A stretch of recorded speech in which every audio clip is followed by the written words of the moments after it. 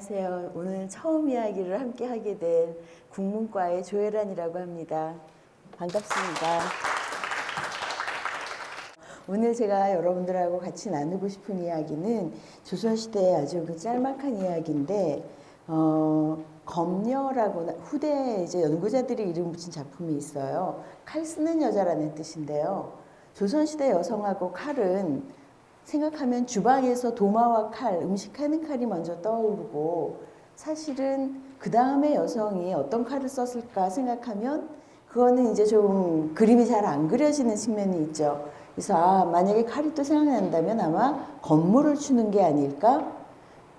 그리고 만약에 또 가능성이 있다면 검술? 이런 생각이 들 수도 있어요.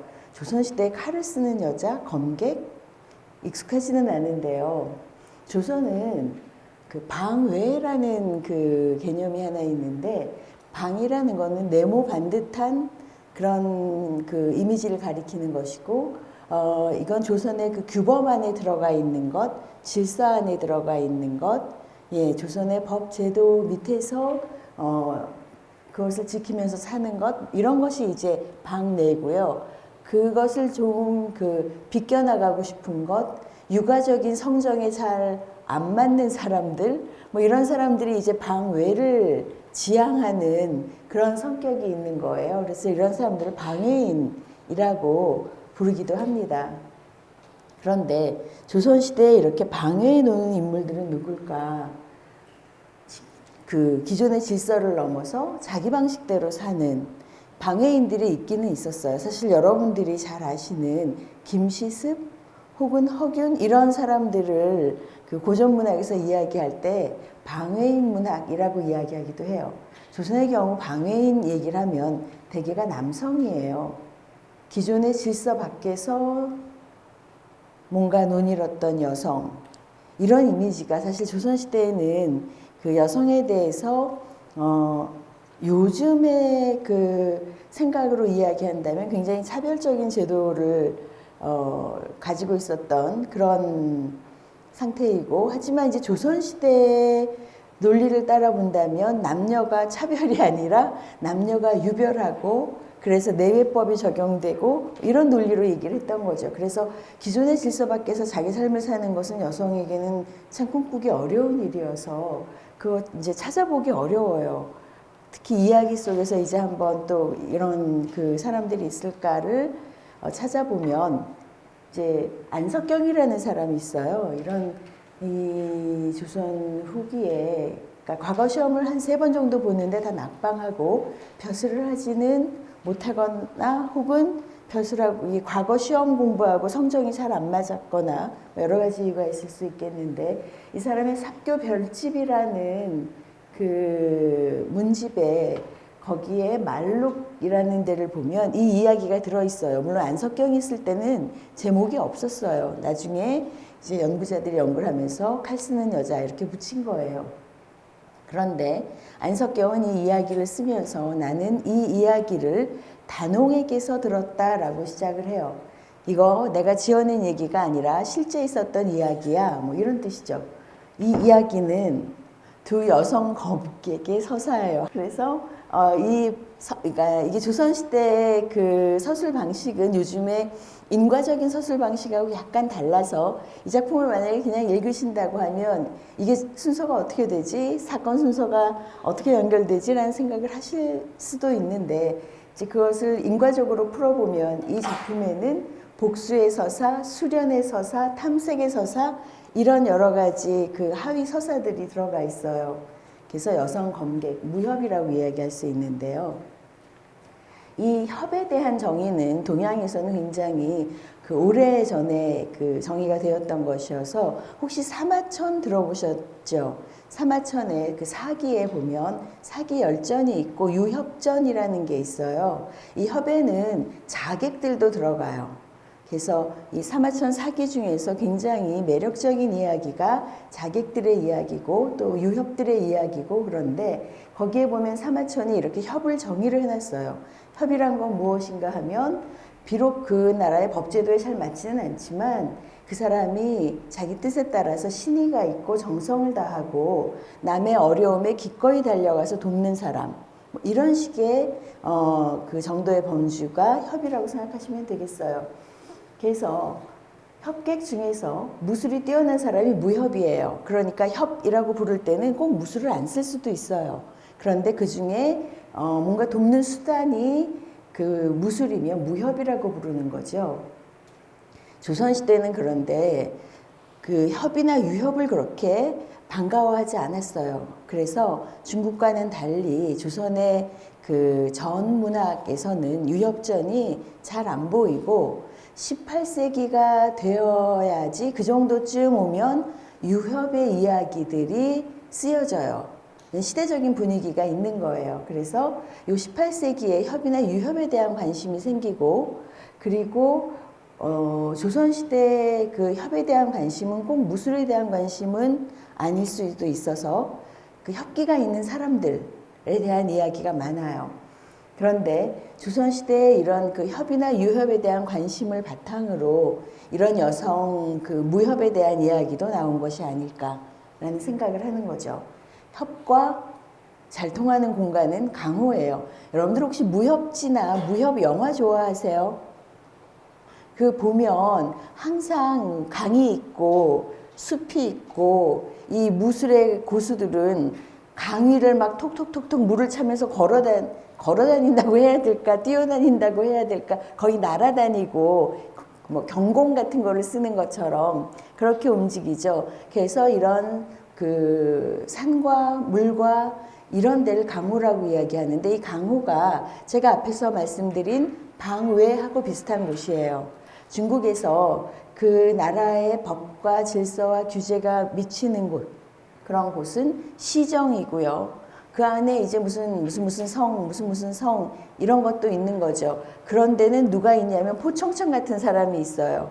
그래서 그 법에 따라서 다스려지는 곳이고 나는 여기에 이 룰이 잘 안 맞는다. 하지만 난 나의 뜻이 있다. 그리고 무술에 관심이 있는 사람들이 무술을 하면서 강과 뭐 호수와 산과 이런 데로 이제 자신들의 거처를 옮기죠. 그 법이 미치지 않는 곳, 강호. 그래서 강호와 방회는 살짝 통할 수도 있는 그런 겹쳐지는 부분이 있어요. 이 검녀 이야기의 주인공은 여종이에요. 이 여성은 주인댁 소조와 함께 검수를 익혀서 주인댁 원수를 갚는 이야기인데 그리고 원수를 갚은 다음에 선비로 이름이 높았던 한 양반 남성의 소실이 되기를 자청해요. 그런데 그렇게 했던 이유는 이 양반 남성이 뜻이 큰 남자가 아닐까? 이렇게 생각을 하고 갔던 건데 몇 년 살아보니까 그게 아니라는 걸 깨달았어요. 그래서 이게 아니구나 라고 생각하면서 따끔하게 충고를 남기고 다시 남장을 하고 떠난다는 이야기예요. 그래서 이 이야기의 주인공은 이 여종인데 이 여종은 그 여종 중에서도 조선시대 교전비라고 하는 여종이 있는데 이게 뭐냐 하면 조선시대 양반 여성이 중매혼을 통해서 시집을 가면 보통 우리가 가정, 사회 이렇게 이야기할 때 가정은 사적 공간이고 친밀한 공간이고 사회에 나가면 공적 공간이고 이제 가족처럼 친밀하지 않은 공간이고 이렇게 구별을 하잖아요. 그런데 이 양반 여성이 처음에 시집 갔을 때 시댁 공간은 사적 가족이 가정 그러니까 사적 공간이기는 할 터이나 그러나 사실 이 양반 여성들의 현실은 공적 공간하고 거의 비슷한 거죠. 왜냐하면 아는 사람 한 명도 없고 아는 얼굴 없고 심지어 남편 얼굴도 모르고 가거든요.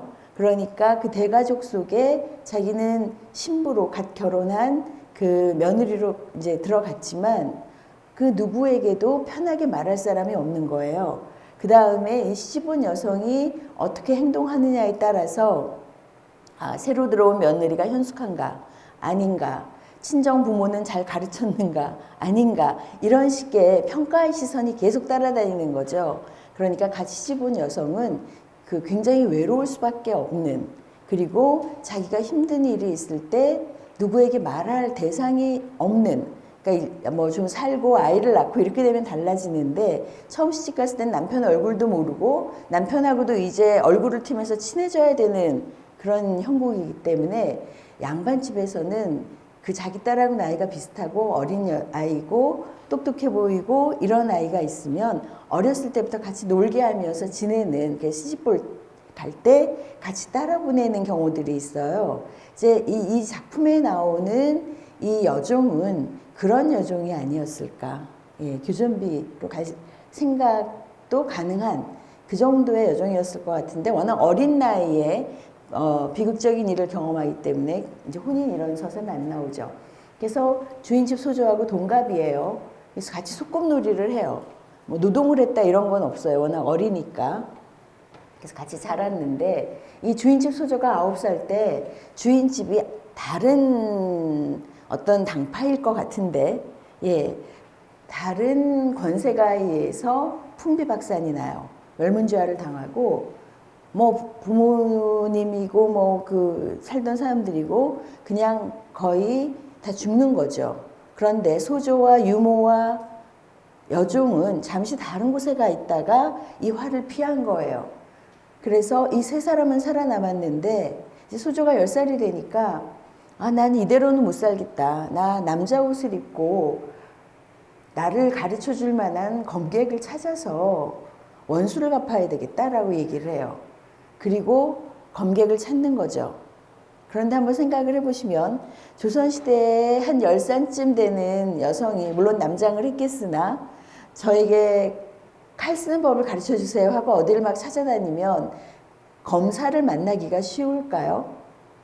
이거 쉽지 않았을 것 같아요. 그런데 2년여 이제 찾은 다음에 검객을 만나고 검수를 익혀요. 그래서 한 5년 정도 검수를 익힌 다음에 하늘을 나는 그런 이제 무술을 할 수 있게 됐다라고 작품에 적혀 있어요. 무술을 수련한 다음에 그들은 유명한 도회지, 뭐 한양, 평양 뭐 이런 데겠죠. 뭐 진주까지 갔을지도 모르겠어요. 예, 그런 데를 돌아다니면서 자신들의 검수를 보여주고 엄청 많은 돈을 벌어요. 그래서 그 돈을 벌어서 뭐 했는가 하면 보검을 4자루 사요. 예, 그래서 각각 2자루씩. 그래서 이 여성들은 쌍검을 쓰는 여성들이에요. 묘기를 자랑을 하는데 자신들의 검수를 자랑하고 그러면서 이 집이 그러니까 그 집에 가서 뭔가 묘기를 보여주세요, 건물을 보여주세요 하면 그것을 보여주고 돈을 받는 거예요. 그러면서 우리 부모를 죽인 원수의 집이 어딘가를 찾는 거죠. 드디어 찾았어요. 그래서 어느 날 밤에 가가지고 가는 건 너무 우아하게 아름답게 가요. 달빛을 타고 가는데 그 다음에 이어지는 건 머리가 뚝뚝 떨어지고 피가 뚝뚝 떨어지고 이런 원수를 갚는 장면이에요. 원수를 갚은 다음에 그 2 여성들은 날고 춤추며 돌아왔다고 돼 있어요. 원수를 갚은 다음에 소저는 목욕제계를 하고 여자의 옷으로 다시 갈아입고 술과 안주를 마련하고 그 다음에 자기 부모님 묘소에 가서 부모님의 원수를 갚았습니다 라고 선산에 고하고 칼을 세우고 그 칼 위에 엎드려서 그 자리에서 자결해요. 그런데 자결하기 전에 여종에게 당부의 말을 하고 자결을 하는 거죠. 여종에게 당부한 내용은 무엇일까? 사실은 여종이라고 했지만 물론 이제 처음에 시작은 여종이겠는데 이렇게 그 멸문죄화를 당한 다음에는 이 2 여성이 같이 의기투합해서 검객 찾아다니고 무술 배우고 원수 갚고 이러면서 거의 그 유일한 직위가 아니었을까라는 생각이 들어요. 자기의 모든 계획을 이야기하고 같이 수행하는 그런 그 흉금을 터놓는 직위였을 텐데 죽기 전에 그 여종에게 당부하는 내용이에요. 자기는 남자가 아니니까 살아남더라도 가문을 이룰 수가 없다라고 생각을 하는 거죠. 조선시대에 아들로 이제 가문이 이어지니까 그렇겠죠. 그렇기 때문에 나는 살아남아도 가문이 이룰 수 없고 더군다나 남자의 옷을 입고 8년간 천리를 막 다녔어요. 예, 조선시대에는 음양을 바꾸는 건 큰 죄예요. 그래서 여기에서는 물론 필요에 의해서 간편복장으로 남장을 입었을 수도 있지만 사실은 칼을 쓰고 돌아다니고 이러려면 남장이 필요한 거죠. 그래서 이 음양을 바꾸는 것, 옷이라는 거는 성별의 아주 중요한 표지거든요. 음양의 중요한 표시인데 그거를 받고 있고 젠더 체계에서 남성적인 영역의 일들로 들어갈 수 있는 거죠. 무술을 배운다든지 원수를 갚는다든지 그러니까 그 칼을 써서 이런 식의 영역에 들어가서 8년을 살았던 것, 이게 조선시대의 논리로 보면 양반 여성으로서는 받아들여질 수 없는 이런 논리인 거죠. 그래서 나는 비록 남에게 몸을 더럽힌 바 없지만 성폭행을 당하거나 희롱을 당하거나 그러진 않았겠지만 이거 처녀의 도리가 아니다. 그러면서 뭐라고 하냐면 중매해줄 사람이 없어서 혼인도 못한다. 예, 또 조선시대의 양반 얘기를 계속하게 되는데 조선시대의 양반은 중매를 통한 혼인이 아니면 다 야합이에요. 그래서 그 인정받지 못하는 관계거든요. 그런데 이 여성에게 중매를 서줄 사람이 있을까요? 일단 멸문지화를 당한 집안의 딸이고 거기에다가 남장을 하고 검수를 익히고 그 다음에 다시 살인을 많이 했죠. 원수를 갚은 것이긴 하지만 도저히 나를 위해서 중매를 서줄 사람은 없는 거죠. 그러니까 이 양반 여성의 그 정절관념이나 이런 것으로는 나 야합은 불가능하고 난 살아있어도 가문을 이룰 수는 없고 그러니까 여기서 자결하겠다. 내가 죽은 다음에 보검 2자루를 팔아서 나의 장례를 지내주면 여한이 없겠구나. 왜냐하면 죽은 다음에 묻히지 못하는 것, 이거는 정말 불쌍한 일이었던 거예요. 물론 오늘날에도 그렇지만 조선시대에는 이거는 정말 불쌍한, 생각하기도 힘든 일인 거죠. 그러니까 내가 죽은 다음에 나의 시신을 수습해달라는 부탁을 하는 거예요. 그러면서 자기는 죽겠지만 너는 내 처지와는 다르다. 너는 이런 것들에 얽매일 필요가 없는 신분이다. 이런 얘기죠. 그러니까 천혜의 기이한 선비를 택해서 그 사람의 처나 첩이 되라. 그러면 너 역시 기이한 포부와 걸출한 기상이 있는데 평범한 남자하고 사는 거, 그런 남자에게 고개를 숙이고 고분고분하게 사는 거, 그거 행복하지 않을 거다라는 얘기를 해요. 그렇게 하고 죽는 거죠. 그래서 여종은 이 소조의 말대로 해줘요. 그리고 자기는 남장을 하고 3년을 더 떠돌다가 고명한 선비를 만나요. 삼남의 유명한 선비 소웅천이라는 사람을 만나서 저 당신의 건지를 받들고 싶습니다라고 이야기해요. 건지를 받든다는 거는 수건과 빚을 받든다는 뜻인데 이 이야기는 당신을 모시고 싶습니다. 이런 것의 그 비유적인 표현이에요. 그래서 몇 년 살았는데 살아보니까 이 사람 천하의 선비가 아니로구나.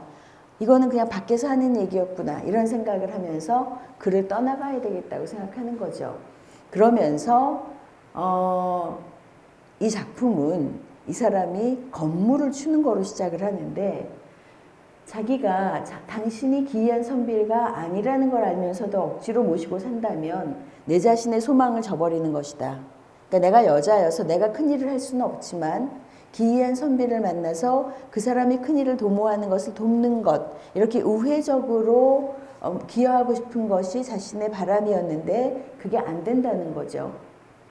아울러 소조의 당부도 어기는 것이다. 그래서 당장 내일 새벽에 떠나겠다. 어디로? 먼 바다와 조용한 산, 거기에서 내가 눈을겠다.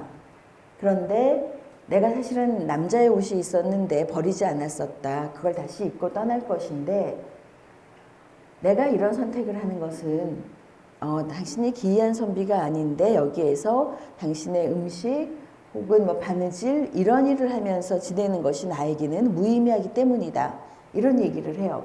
그러면서 내가 당신을 그래도 몇 년 모시고 살았는데 그냥 떠나는 건 예가 아니다. 작별의 예로 내가 가지고 있는 검수를 한번 보여주겠다라고 얘기를 해요. 그러면서 독주 10여 잔을 권해요. 왜냐? 당신 정신이 굳세지 못하다. 내 건물을 보면 기절하실 것이다. 그러니 독주 한 10잔 마시고 정신을 좀 버텨서 술 기운에 의지해서 내 매서운 칼바람을 견디면서 나의 공연을 보시라. 이런 얘기를 하면서 이제 건물을 추기 시작하는 거죠.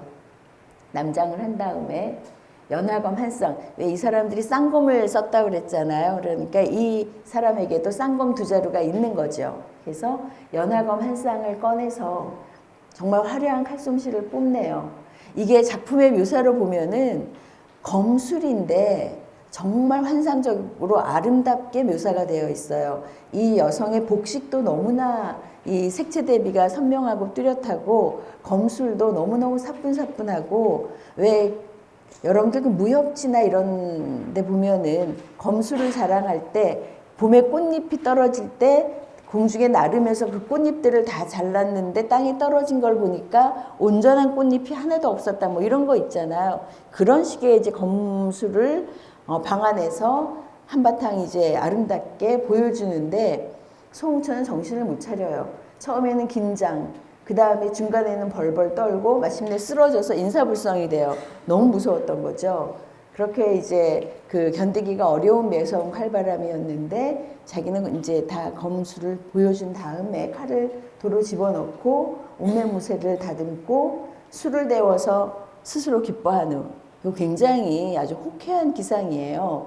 그래서 술을 데운 다음에 쫙 술을 마시는 거죠. 그렇게 하고 다음날 새벽에 남장을 한 채로 떠나갔어요. 그 다음에는 이 여성의 소식을 알 수가 없었다. 이렇게 끝나는 작품이에요.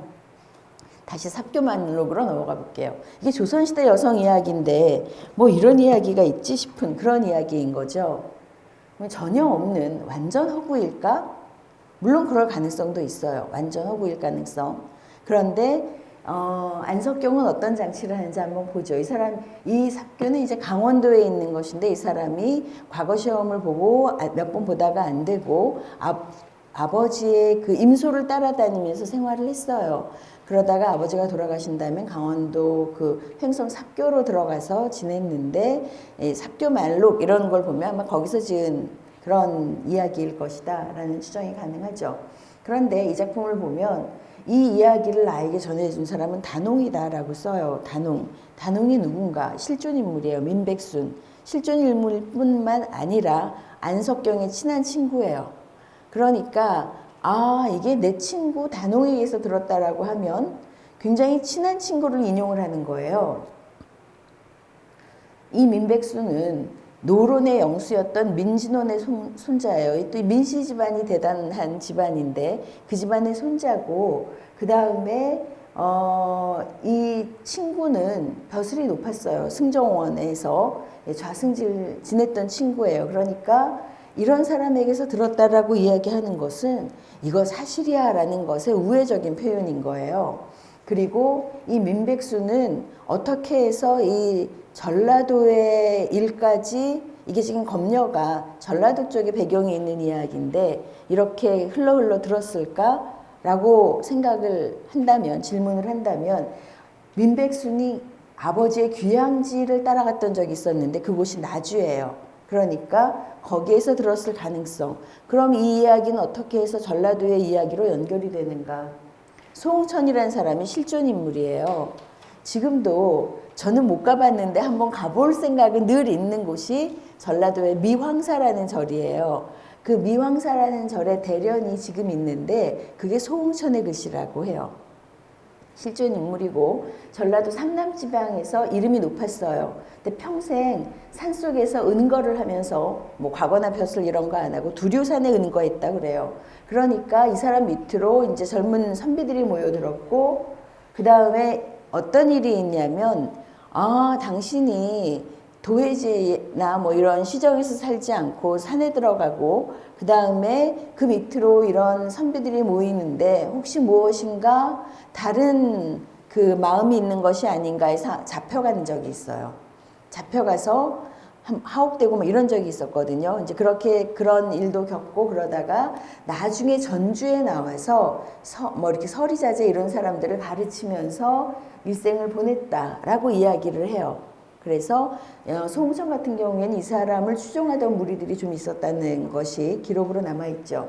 그래서 이런 것들을 생각해 보면은 개연성은 충분해요. 이게 뭐 진짜 사실이다, 아니다 이렇게 이야기하기는 어려울지 몰라도 이런 이야기가 18세기에 뭐 19세기에 충분히 있을 수 있겠다. 일단은 복수의 서사를 보면 이게 지금 부모 원수를 갚는 일이잖아요. 소저의 입장에서 보면. 그런데 양반 여성이 아무리 부모의 복수를 한다고 해서 다른 사람들을 가서 살인을 해? 이게 과연 가능해? 이런 생각이 들 수도 있지만 조선시대의 효는 백행의 근본이고 효는 충으로 이어지는 바탕이고 그래서 굉장히 중요한 그 무엇이었어요. 그래서 충효록 같은 것이 있고 거기에 이름이 올라가면 뭔가 보응이 있을 수도 있고 또 하나는 이 효 이데올로기가 국법을 초월하는 경우들이 생겨요. 뭐냐 하면 뭐 경국대전이나 이런 데 의하면 살인죄를 저지르면 이러저러한 절차에 따라서 이러저러한 형벌을 받아야 한다.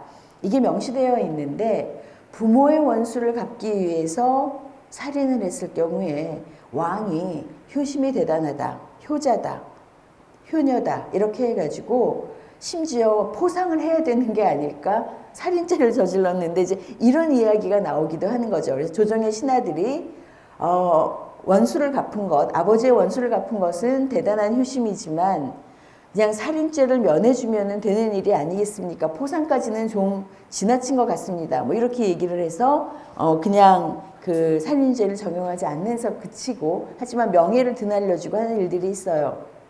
그래서 실제 이런 일들이 있었고 이렇게 그 국법을 초과하는 효의 논리 이거는 사실은 국법을 넘어서라도 왕권을 행사하는 문제여서 왕권을 강화하는 그런 측면으로도 이해되기도 하죠.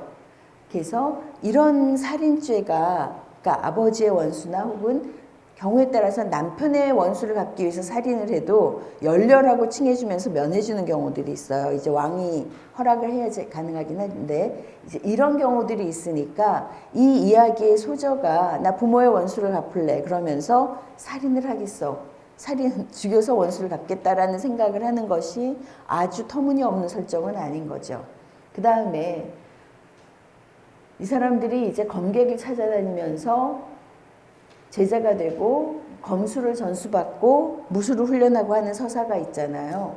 이런 서사는 뭐지? 뭐 이렇게 이제 이게 조선시대에 이런 이야기가 많지 않은데 요즘 나오는 그 영화들 이런 거는 사실은 팩트가 아니라 허구를 굉장히 많이 가미해서 이렇게 만들기도 하죠. 드라마도 그렇고. 그런데 사실은 조선시대에도 이렇게 검을 쓰는 이야기들이 있어요. 신광수라고 정말 또 이 문장으로 한때를 또 주름 잡았던 인물이에요. 벼슬을 뭐 이렇게 높게 하고 현달하지는 않는데 검승전이라는 작품이 있어요. 이 작품 뭐냐면 임진왜란 때 일본군의 이야기인데 검승이라고 불리는 사람이 일본군이에요. 그러니까 젊은 사람들 아주 정예 부대를 몇백 뽑아가지고 칼에 능한 사람들 이 부대를 일본에서 이 강원도 그러니까 이 강원도 동해안을 타고 올라가게 하는 거예요. 그런데 칼을 너무 잘 써서 파죽지세로 그냥 쫙 다 치고 올라와서 머지않아 조선이 뭐 그 손에 들어갈 지경으로 그렇게 이제 올라왔는데 저희 그 금강산 우대산 있는 그 강원도 쪽에서 이제 거의 다 왔다라고 생각을 했는데 어떤 중년의 나이가 좀 있어 보이는 남자를 맞닥뜨려요. 저 사람 쯤이야. 우리가 이렇게 부대가 있는데 했는데 그 사람을 쫓아가는데 잡힐 때 거리가 안 좁혀져요. 그래서 한나절을 추격한 다음에 깨달아요. 아, 이 사람 보통이 아니구나 라고 깨달으면서 본격적으로 이제 전투하다시피 싸우는데 이 한 사람의 조선 남자가 이 부대를 다 죽여요. 검수를로 다 죽이고 두 사람만 딱 살려요. 그러면서 나도 사실은 이 산에서 외롭게 사는데 너희들을 살려두는 것은 같이 지내고 싶어서인데 만약에 다른 마음을 품지 않는다면 내가 가진 검수를 모두 전수하겠다. 그렇지 않다면 죽이겠다. 이렇게 얘기를 해요. 그랬더니 항복을 하고 같이 지내요. 거의 유사 가족처럼. 그래서 그렇게 지내다가 어느 그 10년쯤 지나서 이제 마음이 좀 이제 풀어지고 이 스승이 믿거니 하면서 등을 보이고 신을 매는데 그 외인 중에 한 사람이 정말 순식간에 칼을 들어서 이 스승을 죽여요. 그러면서 나는 민족의 원수를 갚았다. 그때 이제 민족이라는 단어는 없죠. 하여튼 그 우리의 원수를 갚았다. 이렇게 이야기를 하고 그랬더니 그 순간 옆에 있던 다른 한 명의 그 일본인 검사였던 그 사람이 순식간에 칼을 들어서 자기의 동료를 베요. 그래서 거의 파바박 이런 그 시간에 일어났을 것 같은데 세 사람 중에 두 사람이 죽어요. 그 현실을 깨닫고 보니 자기 혼자 남았는데 자기는 일본에서 건너온 군인이고 여기에서 10년 동안 이렇게 지냈는데 자기가 아버지처럼 생각했던 스승도 자기 동료가 죽였고 자기는 그것 때문에 동료를 죽였고 일본으로 돌아가려고 여기서 못 사니까 돌아가려고 하는데 그래서 동해에 몸을 한번 던지는데 하필 그때 고래가 나타나가지고 밀려가지고 살아요. 그래서 어떻게 할까 하다가 스님으로 자기의 정체 신분을 위장을 하고 평생 절에서 스님으로 살던 어떤 사람의 이야기예요. 그래서 사실은 이렇게 검술이 높은 사람들의 이야기가 이때 이제 막 그 작품으로 등장을 하고 이거는 이야기인데 이건 조선의 실존 검사들이에요. 백동수라는 사람이 있어요. 무예도보 통지라는 책 아세요? 정조 때? 우리나라 무술의 총수, 굉장히 그림도 좋고 정말 잘 만들어진 무예에 대한 설명 책이에요. 근데 이거 편찬에 관여했던 인물인데 백동수가 검선이라고 불렸던 그러니까 검의 신선이라고 불렸던 사람을 찾아가서 검술을 배우는데 그 사람이 김광택이에요. 김광택도 검선이지만 이 사람의 아버지인 김채권도 굉장히 이름이 있는 검사였던 거죠. 그래서 그 일본군, 그러니까 일본의 검술이 유명하다고 이제 얘기가 있어서 외관에 있는 일본군의 그 막사에 이거 물론 다 왕의 허락을 받고 하는 거예요. 이렇게 하고 싶습니다. 윤호하시겠습니까? 그래서 윤호를 하고 숙종 때 그 일본 막사에 들어가서 일본인 변장을 하고 일본의 검술을 전수받아서 도망쳐서 나오고 그 다음에는 공식 루트로 중국에 가서 중국 검술을 배워오고 그래서 조선의 검술 중에서는 이름이 있는 기록에 보면 이 사람은 뭐 칼을 너무 잘 썼을 뿐만 아니라 이 보법이라고 그래서 이렇게 걸어가는 그 칼 쓰고 할 때인데 재를 깔고 했다고 해요. 그러니까 뭐 임금이 한번 해봐라 그러면 재를 깔고 거기서 칼을 쓰면 이렇게 엄지발가락 자국만 싹싹싹싹 찍혔대요. 너무 가볍게 움직여서. 그래서 이 사람이 굉장히 유명한 조선시대의 검사고 이 사람의 아들도 검선이라고 불릴 정도고 그 밑에 백동수도 무예도보 통지를 실제로 편찬한 일을 하고 그래서 요 때에 그 조선시대의 검과 관련한 여러 가지 이야기들은 여기저기 있는 거죠. 또 하나는 이 여성들이 아무리 뭐 우여곡절에 검술을 배운다고 해도 뭐 어떻게 그 원수를 찾는단 말이야 이런 생각을 할 수가 있겠어요. 그런데 이 원수를 어떻게 찾는가 하면 이건 조선 후기에 유흥의 성행하고 관련이 있어요.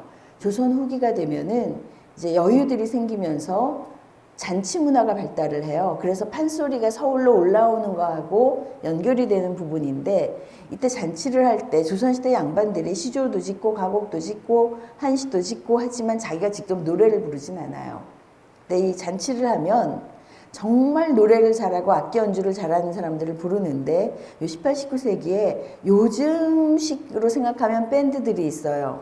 그래서 잔치를 어느 대감댁에 잔치가 있다더라. 그런데 그 잔치에 이세춘 가단이 간다더라. 그러면 굉장히 성대한 잔치예요. 이세춘 가단이라는 가단에는 이세춘이 오늘날로 치면 뭐 엔터테인먼트 회사의 CEO쯤 기획자쯤 되는 사람이에요. 그래서 그 가단에 당대의 유명한 여성 그 창을 부르는 그 가수들이죠. 남창, 여창 다 있고 악기 연주를 하는 그 삼연육각도 너무나 유명한 연주자들로 구성이 되어 있는 거예요. 그래서 이런 사람들이 이제 굉장히 고가의 그 대우를 받으면서 다니고 또 하나는 건물을 초청을 해서 값을 치르고 검술 구경을 하는 게 있어요. 근데 이때 건물을 추는 사람들은 여성들이었던 것 같아요. 지금도 건무 있잖아요. 예. 그래서 이 여성들이 검술을 보여주고 돈을 받으면서 공연을 하는 그런 부분이 있어요. 그래서 이 검무와 잔치가 연결되는 부분이 있는데 이게 검녀 하나뿐만이 아니라 개서야담이라는 이야기집이 있어요. 거기에 유생자 낙하인 이것도 제목이라기보다는 첫 번에 나오는 글자 몇 개를 그냥 이렇게 제목처럼 부르는 거예요. 유생은 뭐 그 서울 사람이었다 뭐 이런 뜻인데, 예, 요렇게 시작하는 이야기에 보면은 어렸을 때 놀던 자기 소꿉친구를 찾는데 검술을 배워서 건물을 추면서 돌아다니면서 친구 찾는 얘기가 있거든요. 그래서 이거는 사실은 개연성이 있는 설정이에요. 그래서 이 조선시대 이 검무나 검술이 그럼 어떻게 잔치자리에 초청이 되는가? 이 검정 이야기 보면은 뭐 20대 여성이고 쌍검, 연하검 쓰고 남장하고 너무 화려한 복색을 하는데 이런 것들이 이미지로 남는 게 있어요. 물론 실제를 그대로 묘사한 그런 그 그림은 아닌데 요건 이제 잔치자리를 묘사한 거예요. 신윤복의 쌍검대무. 예, 여기에 보면 이 기녀일 것으로 보이는 두 여성이 긴 칼을 가지고 춤을 추고 있죠. 이런 게 검무예요. 여기에서는 치마를 입고 추는데 이 검녀는 실제 검사였기 때문에 남장을 하고 이제 검술 시범을 보였던 거죠. 여기 보면 칼이 길죠. 예, 언젠가부터 우리나라의 이 검무가 짧은 칼로 추는데 조선시대의 이 검무는 긴 칼로 많이 췄고 이 긴 칼 검무는 진주기녀들이 더 잘 췄다는 기록도 있어요. 이건 김홍도의 비선인데 이 검술이 너무 아름다워서 날아다니는 신선, 여자 신선의 이미지로 이렇게 그려진 그림이 남아 있어요. 그러니까 신윤복이나 김홍도처럼 풍속화를 그렸던 화가들이 이런 검을 쓰는 여자들의 이미지를 남기고 있는 거죠. 그러니까 이렇게 이런 그 이미지로 돌아다니면서 뭔가 이제 그 생계를 유지하고 돈을 벌고 하는 게 가능했던 거죠. 그런데 사실 이제 이런 그 여성은, 검녀 같은 여성은 조선시대에 우리가 알고 있던 그 평범한 여성 이미지는 아니에요. 굉장히 그 색다른 이미지인데, 그래서 여러 이미지 중에 이제 하나가 되는 거겠죠. 그런데 보면은 뭐 자기가 선택도 하고 가기도 하고 그래요. 뭔가 주체성이 돋보 이렇게 보이는 것 같고, 그 다음에 왜 그런가 하면 이 사람은 사실은 그냥 삼남의 이름남 선비였던 소홍천의 소실로 살면 그냥 얌전하게 조봇하게 살 수가 있는 형편이었어요. 그런데 이 소홍천을 떠나가는 서사거든요. 그리고 남장을 하고 다시 절해공산에서 놀겠다 하고 떠나는 거죠. 절해공산으로 떠날 수 있을 것 같으세요? 절해공산으로 떠나는 거, 이거 쉬운 일이 아닌 거죠. 왜냐하면 조선시대 여성, 이런 그 절해공산, 조선시대 여성 섹슈얼리티, 보쌈도 가능하고 모든 것이 가능했던 이 시대에는 여성이 적어도 자기가 자기를 방어할 능력이 없으면 이런 선택을 하기 어렵지 않았을까? 이런 생각이 들어요. 그런데 이 사람이 절해공산을 선택한다는 거는 사실은 이 소저의 선택하고는 굉장히 대비가 되는 측면이 있는데, 소저는 사실은 결국 이 죽음을 선택한 것이 끝까지 방 내의 삶을 선택한 것이고 체제 안의 삶을 선택한 것이에요. 물론 이 사람은 자결을 해버렸으니까 안주했다고 말하기는 어렵지만, 그러나 방 내의 삶을 선택하는 것은 기존의 질서 안에 머무르는 것이죠. 방 외를 선택한다면 이렇게 되면 이제 뭔가 어려움이 예상되는 것이죠. 그런데 여종이 절해공산을 선택해서 떠나가는 것은 사실 이 방외라는 곳은 조선의 지배 이데올로기가 추민하기가 어려운 공간이기도 해요. 예, 여러 가지 규범들이 여기에선 작동하기가 어려운 거죠. 그래서 양반 여성은 복수 후에 자결을 선택해요. 조선의 질서 안으로 들어가는 거죠. 왜냐? 자기는 남장을 했었고 복수를 했고 이것은 일탈이기 때문에 그래요.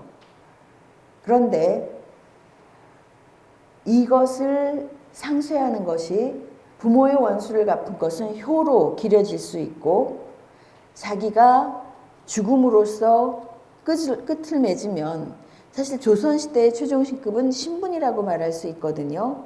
양반 여성이라는 표지는 끝까지 놓지 않은 것. 그러니까 결국 이 양반집 소저는 내가 양반이다라는 것을 선택했다라고 읽을 수도 있어요. 그런데 검녀의 선택은 좀 달랐던 거죠. 물론 검녀가 이렇게 선택할 수 있었던 것은 이 여성의 신분이 여종 출신이기 때문인 것도 아주 중요한 요소가 하나 되는 거죠. 그런데 이 사람이 남성을 선택하는 것을 보면 다른 목적이 아니라 자신이 존경할 만한, 우러를 만한 남성을 택해서 자기를 천거하는 거예요. 자천하는 거죠. 조선시대에 남녀가 만나는데 여성 인물이 남성과의 관계에서 이렇게 택할 택자, 이 검려는 한문인데 원전을 보면 선택할 택자를 쓰고 있거든요. 이거 잘 안 보이는 글자예요. 주로 딸을 종자가 보이는데 검려는 좀 경우가 다른 거죠. 그래서 소홍천을 떠나서 이제 강으로 들어가는데 이렇게 스스로를 천거하고 결연히 떠날 수 있었던 것은 아마 이 사람이 무협의 기상이 있어서가 아닐까. 그래서 조선이라는 체제 밖에 놓인 그런 세상으로 유유히 떠나가는 거죠. 결국 검려는 체제 안에서 그냥 얌전하게 조용하게 사는 것, 그것을 선택하지 않고 그것을 감내하지 않고 소홍천을 떠나서 무엇을 선택했는가 하면 강호를 선택한 거예요. 조선 여성의 우리가 보편적으로 떠올릴 수 있는 이미지를 생각해 본다면 굉장히 결이 다른 선택인 거죠. 이 여성은 처음에는 여주인에 대한 의리로 복수에 동참했을 거예요. 그런데 복수를 한 다음에 그녀는 스스로 자신의 기준을 놓고 선택하고 행동을 하죠. 그래서 이 여종의 선택을 보면 사실은 조선시대 하층 여성은 자기 성의 주체로 행동하기 어려웠고 이게 인정되지 않았어요. 뭐 신체에 대한 결정권, 성적 결정권 이런 거 없는 거죠. 사실 여성의 성적 자기 결정권은 얘기하기 시작한 지 요즘도 얼마 안 되는 얘기거든요.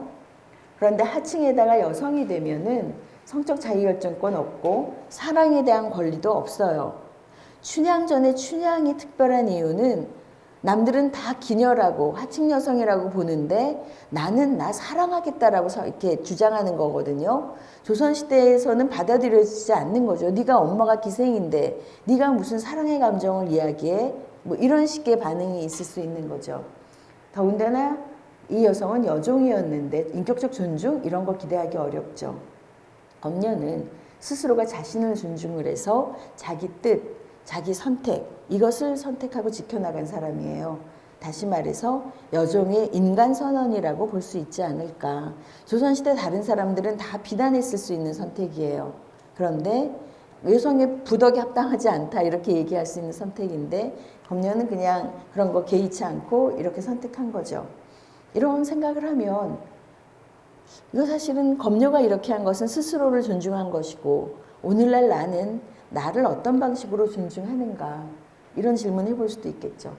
절해공산, 강우, 방해 결국은 자기가 거부할 수 없는 존재인데 조선 안에서는 거부할 수 있는 주체로 자기를 세워가면서 떠나가는데 더군다나 자기 성의 주체 이것은 조선 사회의 윤리에서는 인정하기 어려운 거죠. 여성이 무슨 성적 욕망이나 성에 대해서 결정을 하는가라고 얘기할 텐데 이것을 거부를 하고 조선과는 다른 기준, 이 다른 기준이라는 것은 결국 자기 기준, 자기 윤리, 개인 윤리에 따르는 선택을 추구한 여성이라고 읽을 수 있지 않나.